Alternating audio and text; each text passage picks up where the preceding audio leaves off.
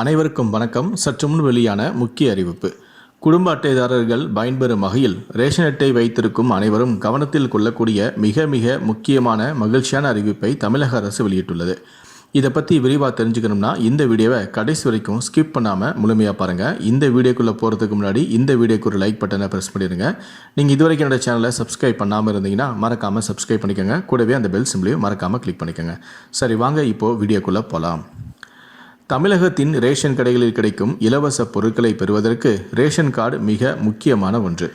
Ration கார்டை பயன்படுத்தி சாமானிய மக்கள் தங்களுக்கு தேவையான அரிசி, பருப்பு, கோதுமை, சர்க்கரை போன்ற பொருட்களை குறைந்த விலையில் வாங்கி பயனடைந்து வருகிறார்கள். ஆனால் தற்போது சிலரோ சட்டவிரோதமாக ரேஷன் கார்டுகளை பெற்று ஏமாற்றி இந்த பொருட்களை வாங்கி வருகிறார்கள். ரேஷன் கடைகள் மட்டுமின்றி அரசு வழங்கும் அனைத்து நலத்திட்ட உதவிகளையும் பெறுவதற்கும் ரேஷன் கார்டு முக்கியமான ஆவணமாக உள்ளது. இதன் மூலம் வறுமை கோட்டிற்கு கீழ் உள்ள மக்கள் மாதம் தங்களுக்கு தேவையான பொருட்களை பெறவும் முடியும். அதோடு மட்டுமில்லாமல் அரசு வழங்கும் நிதியுதவி திட்டங்களிலும் பயன்பெறவும் முடியும். அதேபோல பொருளாதாரத்தில் பின்தங்கிய குடும்பங்கள் இலவசமாக பொருட்களை பெறவும் மத்திய அரசு வழிவகையும் செய்திருந்தது.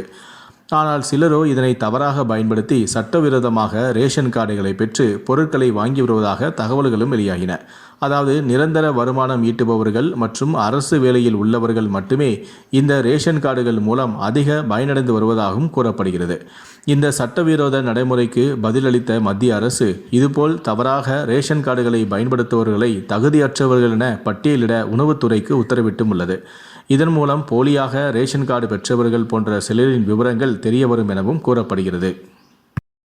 ரேஷன் கார்டு பெற்றவர்கள் தகுதியற்ற விண்ணப்பதாரர்கள் போன்றவரின் ரேஷன் கார்டுகள் முடக்கப்படுவதற்கும் வாய்ப்புள்ளதாக கூறப்படுகிறது. இதுபோன்ற நபர்களின் விவரங்கள் வெளிவந்தால் அவர்கள் மீது நடவடிக்கை எடுக்கப்படும் எனவும் எதிர்பார்க்கப்படுகிறது.